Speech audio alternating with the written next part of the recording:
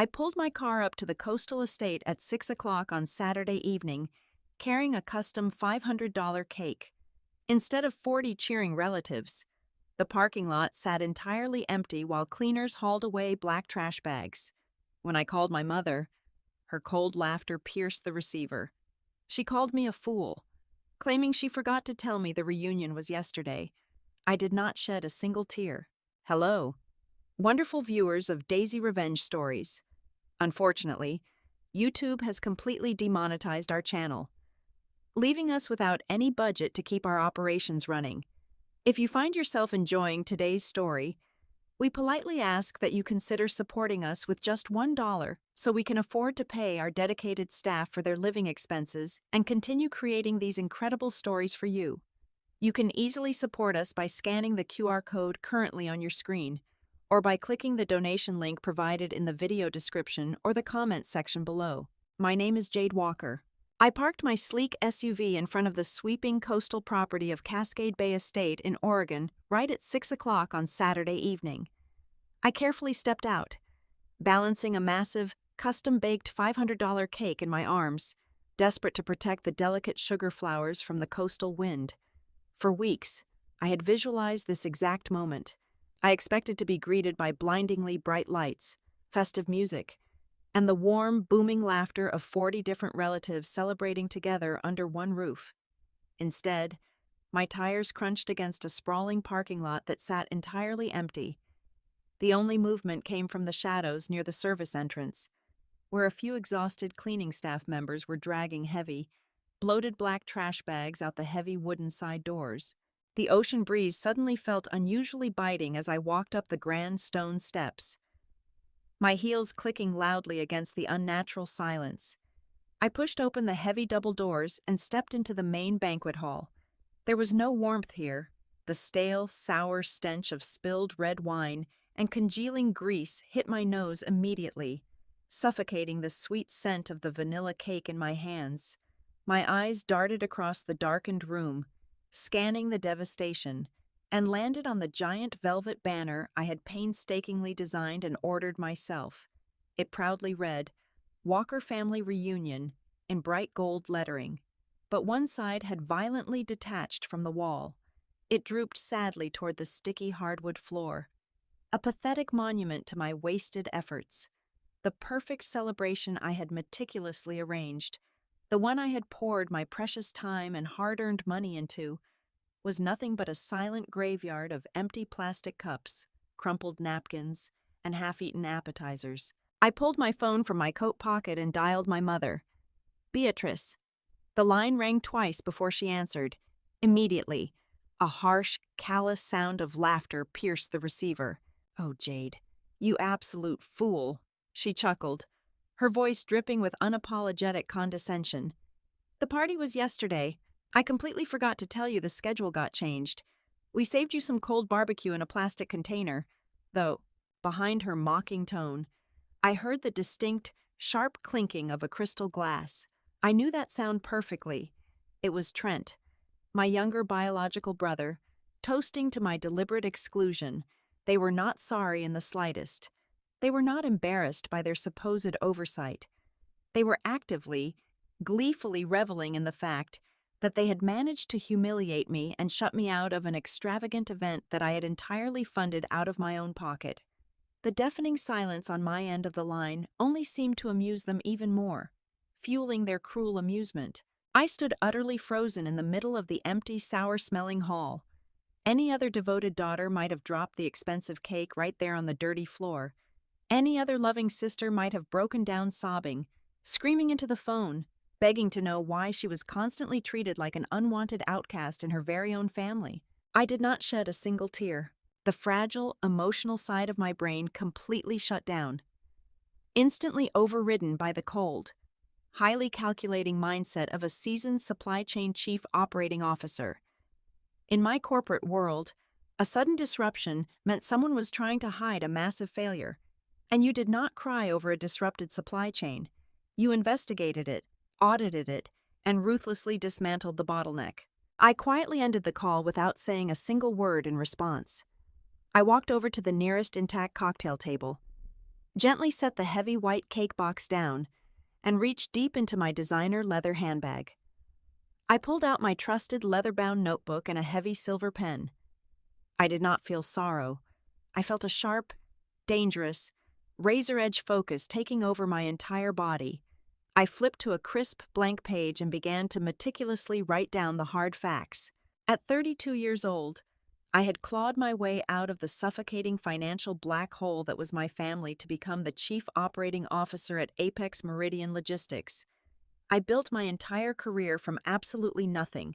I sacrificed my 20s, working 80-hour weeks, missing holidays, and ignoring my own exhaustion, all to ensure I would never experience the paralyzing fear of poverty that plagued my childhood. Yet, sitting alone in that dim, reeking banquet hall, staring at the blank pages of my notebook, I realized I had never truly escaped them. I had just upgraded my role from a struggling child to a wealthy sponsor. My pen hovered over the paper, and instead of writing down feelings, I began to write down numbers. The numbers told the true, undeniable story of my existence within the Walker family. My mother, Beatrice, always treated my younger brother Trent like a misunderstood, fragile genius whose brilliant potential was constantly thwarted by an unfair world. Whenever Trent failed, it was a tragedy requiring immediate emotional and financial intervention. Whenever I succeeded, it was merely expected, a convenient asset to be liquidated for Trent's benefit. To Beatrice, I was not a daughter with her own dreams, anxieties, or needs. I was simply the designated bill payer, bound by a twisted, one-sided sense of biological obligation. I wrote down the first number, pressing the ink deeply into the page. $12,500. That was the exact amount I paid 2 years ago to clear Trent's maxed-out credit cards, because he convinced our mother he needed capital to launch a tech startup that never existed. He blew the money on luxury vacations and expensive dinners, and I was the one who answered the aggressively threatening calls from the collection agencies. I wired the funds to save him from bankruptcy, and his only response was a text message complaining that I took too long to send it. I wrote down the next number, $18,000.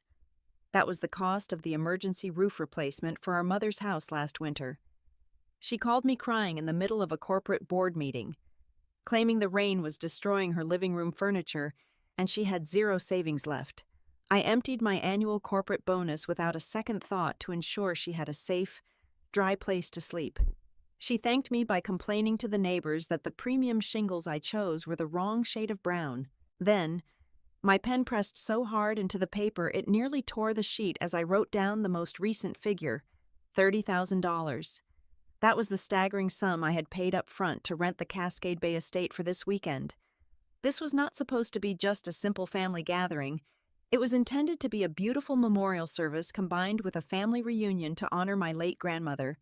I covered the $10,000 venue rental, the $8,000 premium catering package, the elaborate floral arrangements, and even the travel accommodations for several distant relatives. I gave them everything. I handed them $30,000 of my own hard-earned money on a silver platter, and they used it to stage a fake event just to lock me out. I lifted my gaze from the notebook and looked across the room. Several massive floral centerpieces, which cost $400 each, were already beginning to wilt on the sticky tables. Their drooping petals perfectly mirrored the sudden, crushing realization crashing down upon my chest. For over a decade, I had been desperately buying their affection. I thought that if I solved enough of their problems, if I paid enough of their debts, they would finally look at me and see a daughter, a sister, a human being worthy of basic respect and love. I was completely wrong. I was never a member of this family.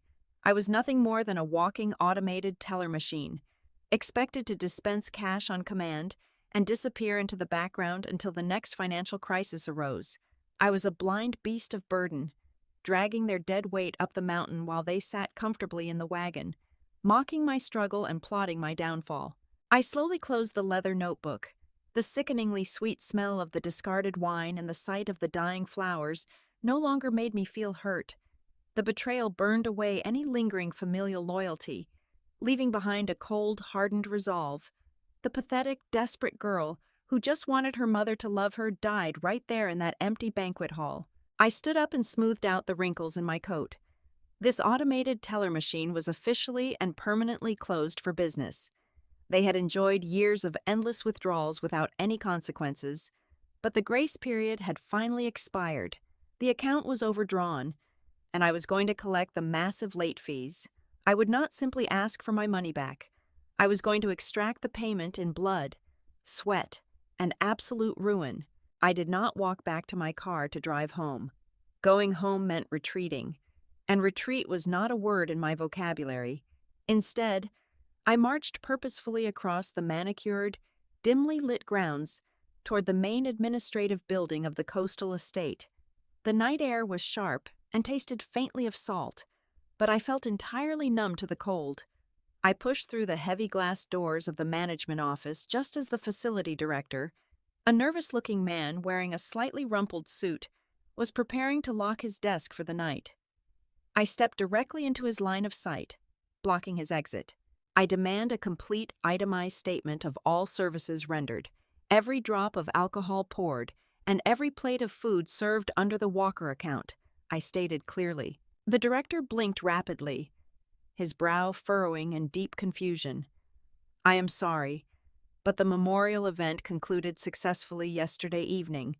A man claiming to be the primary organizer already signed off on the final walkthrough. He stammered awkwardly. I leaned over his mahogany desk, my voice dropping to a low, commanding register that I usually reserved for failing supply chain vendors. My signature is the only one on the master contract, and my personal corporate card cleared the final balance. I require the actual signed guest registry and immediate access to the security camera network from Friday afternoon. He swallowed hard and did not dare to argue. Within 5 minutes, we were sitting side by side in a cramped, overly air-conditioned security control room located in the basement of the main house. The director nervously manipulated a digital mouse, pulling up the electronic logs and the high-definition video feeds from the previous 24 hours. I watched the glowing monitors with detached, clinical precision. I watched my mother step out of her car, wrapped in a shawl I bought her, laughing brightly. I watched Trent directing the catering staff with the arrogance of a billionaire, passing out expensive appetizers that my salary had funded. But then, the timeline hit exactly 2 o'clock in the afternoon, and the video feed displayed something entirely unexpected. 3 sleek black luxury sedans glided past the decorative fountain and pulled into the private circular driveway. 5 individuals stepped out of the vehicles in perfect unison. They were not wearing the casual sweaters or modest dresses expected at a family reunion or a grandmother's memorial. They were dressed in impeccably tailored, charcoal gray business suits, their polished shoes gleaming in the afternoon sun. Several of them carried thick, secure leather briefcases. I ordered the director to pause the video. I leaned closer to the monitor, my eyes narrowing as I studied their faces. I cross-referenced their sharp, unfamiliar features against my extensive mental database of aunts, uncles, and distant cousins. They were absolute strangers. More importantly, they moved with the distinct, predatory confidence of corporate sharks. They did not belong at a family gathering. I instructed the director to rewind the footage slowly to the exact moment the sedans passed through the main security gate, ensuring the high-resolution camera captured a crystal-clear view of their front license plates. Without asking for permission, I pulled my highly secure work laptop from my leather bag, tethered it to my mobile hotspot, and bypassed the standard estate firewall. I accessed the proprietary military-grade background check software I utilize daily to vet international freight carriers and high-value contractors at Apex Meridian Logistics. My fingers flew across the keyboard, inputting the specific alphanumeric sequences from the luxury cars on the screen. As a chief operating officer managing billions in corporate assets, I had authorized clearance to access deeply buried state and federal databases that most local private investigators could only dream of seeing. I waited in the cold, humming silence of the security room while the system processed the complex query. A green progress bar ticked across the screen. When the results finally populated on my bright display, The implications struck me with the force of a physical blow. The first two vehicles were officially registered to a massive, incredibly aggressive resort real estate development corporation based out of Seattle. The third vehicle belonged to a man named Richard Vance. I did not need a database to know who he was. He was widely known throughout our county as a highly unethical, albeit technically legal, notary public who specialized in facilitating fast, completely quiet corporate land acquisitions. The final puzzle pieces slammed into place with terrifying, absolute clarity. The heartfelt memorial service and the emotional family reunion were nothing but a brilliantly orchestrated, completely fabricated smokescreen. My family had brazenly utilized the exorbitant amount of money I provided to host a lavish, fully catered corporate reception. They needed a premium, high-class venue to impress high-rolling real estate developers and create an illusion of generational wealth. They used my deep grief over my late grandmother as a convenient tool to extract the necessary funding. They were using my money, my venue, and my carefully planned event to execute a secret, highly lucrative business contract right behind my back, intentionally scheduling it one day early to guarantee my absolute absence. The family reunion was a business transaction, and I was the oblivious angel investor they intended to rob blind. I left the security office and walked back to my vehicle. I locked the heavy doors of my SUV, plunging the cabin into complete darkness, illuminated only by the harsh, bluish glow of my laptop screen. My mind was racing rapidly, connecting the disparate data points from the video footage, real estate developers, a shady notary public, my family. There was only one single asset my family had any tangential connection to that would attract corporate sharks from Seattle: my late grandmother's sprawling, undeveloped coastal acreage. For the past 8 months, Beatrice had spun a tragic, exhausting narrative. She claimed my grandmother had passed away suddenly without leaving a finalized will. According to my mother, the entire estate was hopelessly trapped in a bureaucratic nightmare, caught in endless probate court hearings and legal disputes. She frequently used this exact excuse to wring more money out of me, citing fabricated legal fees and non-existent court administration costs. I had blindly believed her, trusting that a mother would never lie about the dying wishes of her own parent. My fingers hammered against the keyboard with pinpoint precision. I bypassed standard public portals and logged directly into the comprehensive federal and state property registry networks, utilizing my high-level corporate credentials to pull the raw, unfiltered, legal filings. I typed in my grandmother's full legal name and the specific parcel identification number of her estate. The secure search engine spun for a few agonizing seconds before a dense, multi-page legal dossier populated on my screen. I opened the primary document, my eyes aggressively scanning the dense legal jargon. It was not a notice of probate. It was a fully executed, legally binding last will and testament, dated exactly 3 years ago. I scrolled down to the beneficiary section, my breath catching painfully in my throat. My grandmother had not forgotten to write a will. She knew exactly what she was doing. She knew how incredibly toxic, manipulative, and financially destructive Beatrice and Trent were. The legal document clearly stated that the entirety of her estate, a prime piece of coastal property officially appraised at $4 million, was left solely and exclusively to me. I owned it. I was the sole legal heir. The $4 million estate belonged entirely to me. A sickening wave of nausea washed over me as the absolute depravity of my mother and brother came into sharp focus. They must have discovered this will while sorting through my grandmother's belongings after the funeral. Instead of honoring her final wishes and handing the document to the proper authorities, they hid it. But finding the will was only the first step of their scheme. They could not legally sell a property that was clearly and legally deeded to me without my consent. I aggressively clicked through the linked attachments in the registry database. Searching for the mechanism they used to bypass my ownership, I found it buried in a secondary folder. It was a digital copy of a comprehensive, legally notarized general power of attorney. The document explicitly granted Trent complete, unrestricted legal authority to manage, sell, and liquidate any real estate assets in my name. I zoomed in on the final page. There, sitting starkly on the digital paper, was my own signature. I stared at the looping cursive letters for a long time. I analyzed the pen strokes with the meticulous, unforgiving eye of a corporate auditor.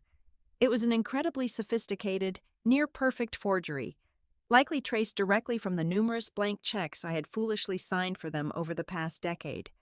However, the pressure on the first letter of my name was slightly too heavy, a microscopic hesitation that only the person who owned the name would ever notice. Beside my forged signature was the unmistakable official red seal and signature of Richard Vance, the exact same corrupt notary I had just seen walking into the fabricated family reunion on the security footage. The final, missing pieces of the puzzle slammed together with a deafening crash in my mind. The entire picture was now terrifyingly clear. They moved the date of the memorial gathering and intentionally fed me the wrong schedule for one singular, malicious reason. They needed an upscale, convincing venue to host the corporate buyers and execute the preliminary sales contracts. They needed to walk the developers through the terms, sign the massive deposit agreements, and have their crooked notary authorize the forged paperwork in a setting that looked highly professional and wealthy. And most importantly, they absolutely had to ensure that the actual legal owner of the $4 million property was nowhere near the premises when the pens hit the paper. They had used the $30,000 I gave them to fund the very event where they stole my inheritance. They drank my expensive wine and ate my catered food while cheerfully signing away my financial future. For a fleeting, dangerous second, a blinding, white-hot rage threatened to consume me entirely. I gripped the leather steering wheel until my knuckles turned completely white. I wanted to drive straight to my mother's house, kick down her front door, and scream until my vocal cords shredded. I wanted to shatter every piece of glass in her home, but as quickly as the fury flared, it was violently extinguished, replaced by a terrifying glacial calm that settled deep into my bones. Screaming, crying, and confronting them would only give them a chance to destroy the physical evidence. Those were the desperate, ineffective weapons of a victim. I was no longer a victim. My mother and brother thought they were playing a clever, victimless game of family manipulation. They thought they were just pulling another fast one on their dutiful, oblivious financial sponsor. They were so blinded by their own arrogance and greed that they completely failed to realize the catastrophic magnitude of the legal boundary they had just crossed. Forging a signature to illegally transfer a $4 million estate and utilizing interstate digital networks to process the fraudulent transactional documents was not a simple, private family dispute that could be resolved with a forced apology. According to Title 18 of the United States Code, what I was looking at on my glowing screen was a massive, multi-level federal crime. It was felony wire fraud. It was aggravated identity theft. It was a coordinated conspiracy to commit grand real estate fraud. They did not just insult me. They did not just humiliate me in front of an empty banquet hall. They had unknowingly handed me the exact, undeniable legal leverage I needed to eradicate them from my life permanently. The desperate, approval-seeking daughter they thought they were dealing with was officially dead. They were now operating against a ruthless, highly trained corporate executive who understood exactly how to dismantle an organization piece by piece. I was going to build a watertight case, and I was going to ensure they faced the absolute maximum penalty under federal law without a single ounce of mercy. I woke up at exactly 6 o'clock on Sunday morning, feeling a strange, hollow sense of absolute clarity. The blinding white-hot rage from the previous night had completely evaporated, leaving behind the precise, methodical focus of a corporate tactician preparing for a hostile takeover. I brewed a strong pot of black coffee, sat down at my pristine kitchen island, and picked up my phone. If I wanted to catch a predator, I had to perfectly play the role of the oblivious, wounded prey. I opened the main family group chat and carefully crafted a message designed to stroke their massive, fragile egos. "I am so incredibly sorry for completely mixing up the dates," I typed, forcing my fingers to remain perfectly steady. "Please tell Trent he can keep all the leftover catered food. I know things have been incredibly tight for you both lately, so I will wire you some extra living expenses by the middle of next week to make up for my stupid mistake. Less than 60 seconds later, my phone chimed softly. Beatrice had reacted to the message with a glowing red heart emoji. She did not offer a single word of comfort or apology. She just took the promised money and silently gloated. She truly believed her desperate, cash cow daughter was still firmly leashed, blindly grazing in the pasture while she and my brother slaughtered my financial future. That simple red heart was the final confirmation I needed. I locked my phone and walked into my home office. My first call was to Marcus. Marcus was the senior in-house counsel at Apex Meridian Logistics. But before navigating the corporate world, he had spent 12 brutal years as a highly decorated federal prosecutor for the Department of Justice. He was a brilliant, cutthroat attorney who viewed the legal system as a high-stakes chessboard. I dialed his private encrypted number. "Marcus, I need your federal expertise immediately," I said the moment he answered. "I am dealing with a $4 million real estate fraud situation, but the hostile takeover is happening inside my own family." Marcus listened in absolute, calculated silence for 20 straight minutes as I laid out the meticulously gathered evidence. I detailed the secret will, the brilliantly forged general power of attorney, the corrupt notary public, and the luxury real estate developers from Seattle. I did not shed a tear or ask for sympathy. I presented it exactly like a disastrous quarterly earnings report.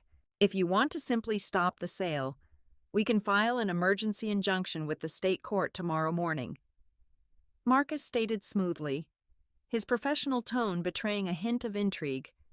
"We alert the local county sheriff, and the real estate deal falls apart instantly. But a local forgery charge is incredibly messy. Jade, with a halfway decent defense attorney, your mother will aggressively play the confused, grieving elderly woman card. They might just get a slap on the wrist, a few years of state probation, and 0 actual jail time." "I do not want probation," I replied, my voice dropping to a whisper as cold as liquid nitrogen. "I want them completely, irreversibly destroyed. I want the absolute maximum federal sentencing." "Then we do not stop the transaction," Marcus said, his tone shifting sharply into the predatory cadence of a seasoned prosecutor. "We bait the hook, and we let them keep swimming. We let them think they have completely won. We allow the buyers to open the official escrow account.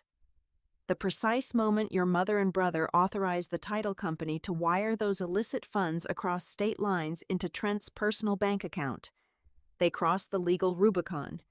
It instantly elevates from a localized state forgery dispute into a multi-million-dollar federal wire fraud conspiracy. That carries a mandatory minimum sentence in a federal penitentiary." The strategy was terrifyingly brilliant. It was a massive game of financial chicken. We were going to let the guillotine blade drop, perfectly timing our move to pull my neck out and shove theirs onto the chopping block a fraction of a second before it hit the bottom. First thing Monday morning, the invisible hunt officially commenced in the shadows. My primary target was the specific title and escrow company the Seattle developers had contracted to handle the closing logistics. I did not march into their public lobby and cause a scene. Instead, Marcus arranged a highly confidential, off-the-books conference call directly with their regional vice president of risk management.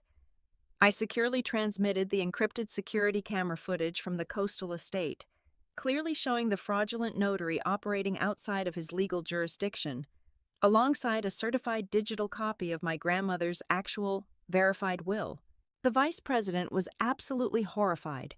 Real estate title companies survive entirely on pristine public trust. Facilitating a $4 million fraudulent land transfer could single-handedly bankrupt their entire regional operation and strip them of their operating licenses. Do not alert the buyers, and absolutely do not alert the sellers. I strictly instructed the panicked executive over the secure line. You will proceed with the escrow process exactly as planned.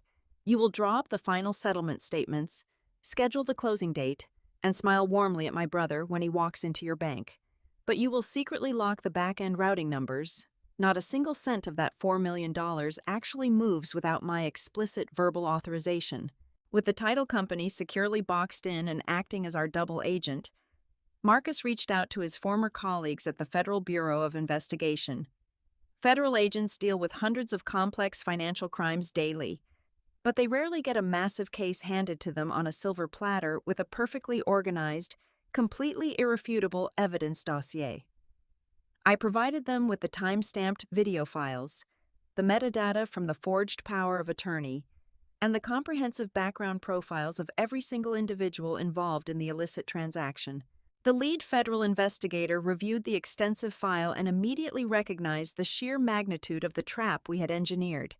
He eagerly agreed to our unorthodox terms.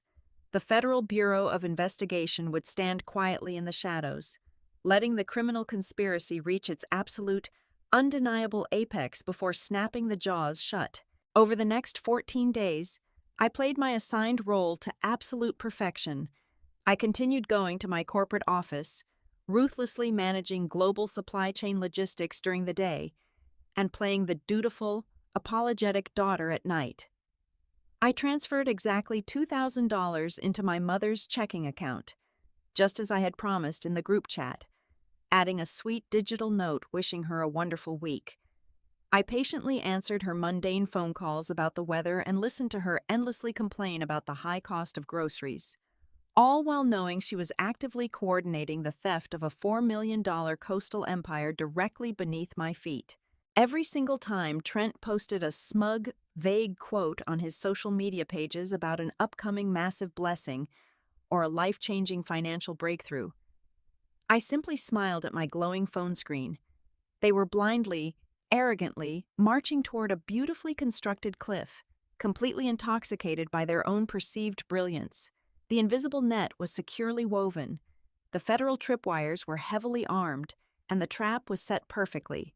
All I had to do now was wait patiently for the closing day. Closing day arrived on a crisp, perfectly cloudless Tuesday morning. The final transaction was scheduled to take place in the highly exclusive, glass-enclosed VIP conference room on the 40th floor of the premier regional bank in the downtown financial district. Through my secure connection with the cooperating escrow officer, I knew every single detail of their morning. I knew Beatrice and Trent had arrived 30 minutes early, practically vibrating with greedy anticipation. Trent was wearing a ridiculously expensive, brightly colored designer suit that he had undoubtedly purchased on credit, entirely confident that his massive, illicit payday was only moments away. Beatrice was dripping in gaudy gold jewelry, sipping premium roasted coffee, and treating the bank staff as if they were her personal servants. Across the massive, polished marble table sat the lead executives from the Seattle Real Estate Development Group, alongside their corrupt notary public, Richard Vance, who was quietly preparing his fraudulent seal. The escrow officer smoothly slid a thick, impeccably organized stack of final settlement documents across the marble surface. He pointed to the very last page, indicating the final authorization line. This was the exact document that would legally instruct the bank to electronically wire $4 million of my inheritance directly into a private offshore routing account under Trent's name. Trent picked up the heavy, solid gold pen provided by the bank, a wide, arrogant, completely victorious grin stretched across his face.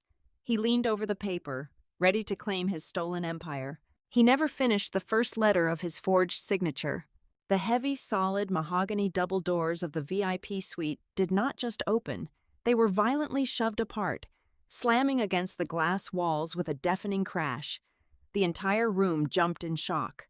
I walked into the room slowly, my heels clicking sharply against the hardwood floor.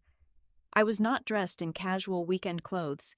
I was wearing a sharply tailored, midnight blue corporate blazer, projecting the absolute, undeniable authority of a chief operating officer. I did not walk in as a daughter seeking an explanation, nor did I walk in as an older sister begging for basic respect. I walked in as the sole, undisputed, legally recognized owner of the $4 million coastal estate they were currently trying to fence. Flanking my right side was Marcus, radiating the cold, predatory confidence of a seasoned federal prosecutor. Flanking my left side, and immediately moving to completely block the only exit from the conference room, were two towering federal agents from the Federal Bureau of Investigation, their golden badges gleaming aggressively against their dark windbreakers. The arrogant grin on Trent's face vanished instantly, completely draining of all color. The gold pen slipped from his trembling fingers, clattering loudly against the marble table and rolling onto the floor. Beatrice, who had been in the middle of a smug sip of coffee, froze completely. Her eyes widened in pure, unfiltered terror as her brain desperately tried to process the impossible sight in front of her. "Jade, what on earth are you doing here?" Beatrice stammered, her voice cracking violently. "This is a private corporate meeting." I completely ignored her. I looked directly at the escrow officer, who gave me a sharp, brief nod of confirmation. The trap had been flawlessly executed. The fraudulent transfer documents were officially on the table. The corrupt notary was present, and the intent to commit massive financial theft across state lines was now a matter of undeniable public record. Marcus stepped forward, dropping his heavy leather briefcase onto the table with a resounding thud. He looked directly at the Seattle real estate developers, who were now staring at us in absolute shock. "Gentlemen, this entire transaction is officially terminated," Marcus announced, his voice echoing powerfully off the glass walls. "The property you are attempting to purchase belongs exclusively to my client, Jade Walker. The general power of attorney presented to you by that man is a highly sophisticated, completely illegal forgery. You are currently sitting in the middle of an active federal wire fraud investigation." The lead Seattle developer turned violently toward Trent, his face flushing crimson with explosive rage. "You swore to us you had absolute legal clearance. You tried to entangle our multi-billion-dollar corporation in a massive federal felony." The developer slammed his fists onto the table, leaning aggressively toward my trembling brother. "My legal team is going to sue you and your entire family into absolute, irreversible bankruptcy. We will take every single penny you ever earn for the rest of your miserable lives." Before Trent could even open his mouth to offer a pathetic excuse, the two federal agents moved with terrifying, practiced efficiency. One agent bypassed the table entirely, grabbing Richard Vance by the shoulder and hauling the corrupt notary to his feet. The second agent stepped directly behind Trent, forcefully grabbing his wrists and wrenching them behind his back. The sharp metallic ratcheting sound of heavy steel handcuffs locking into place echoed clearly through the dead silent conference room. "Trent Walker, you are under arrest for conspiracy to commit federal wire fraud and aggravated identity theft," the agent stated, his voice completely devoid of emotion. Beatrice completely shattered, the illusion of her superiority. The arrogant armor she had worn my entire life violently dissolved. She collapsed onto the floor of the bank, her designer dress crumpling around her. She began to sob hysterically, crawling toward my feet, her hands desperately reaching out to grab the hem of my blazer. "Jade, please, you have to stop this," she wailed, tears destroying her expensive makeup. "He is your biological brother. We are your family. I only wanted what was best for our family. Please, have some mercy on us." I looked down at the woman who had spent exactly 3 decades bleeding me dry, insulting my intelligence, and treating me like a disposable financial asset. I felt absolutely nothing for her. The well of my empathy had run completely dry. I slowly leaned down until my face was only inches from hers. I looked directly into her terrified, pleading eyes, making sure she felt the absolute, freezing weight of my stare. My lips curled into a slow, razor-sharp smirk as I calmly delivered the exact same sentence she had joyfully thrown at me weeks ago. "The family reunion ended yesterday, Mother." I stood up, turned my back on her hysterical screaming, and walked out of the bank without looking back a single time. 6 months later, I found myself standing on the sprawling, sun-drenched master balcony of the spectacular coastal estate. The cool ocean breeze swept through my hair as I looked out over the vast, sparkling water. The property was now entirely, indisputably mine, secured under an impenetrable corporate trust. The consequences of their profound greed had been absolute. Trent had completely exhausted his useless charm and was currently facing a mandatory 5-year sentence in a federal penitentiary. Beatrice, desperate to keep him out of prison, had taken out massive, predatory loans to hire high-priced defense attorneys, ultimately drowning herself in an ocean of inescapable, crushing debt. The real estate corporation had made good on their threat, burying her in relentless civil litigation that would haunt her until her final days. I slowly raised a crystal glass of premium vintage red wine to my lips and took a long, deeply satisfying sip. I listened to the rhythmic crashing of the waves, enjoying the profound, beautiful silence. For the very first time in my entire life, I felt completely and utterly at peace. My family had taught me a very valuable corporate lesson. Everything in this world has a specific price. Every debt must eventually be collected, and I had finally gotten my principal and all of my interest back. Thank you so much for listening to today's story. I would absolutely love to know where you are tuning in from, so please let me know your beautiful city or country in the comments below. If you found today's journey empowering and satisfying, I politely ask that you consider helping our team. Since YouTube has completely demonetized our channel, we rely entirely on the kindness of our viewers to survive. If you can, please support us with just $1 so we can pay our hardworking staff, help them feed their families, and continue bringing you these incredible stories. You can quickly scan the donation QR code on your screen or use the donation link provided in the video description and the pinned comment. Thank you again, and I will see you in the next story.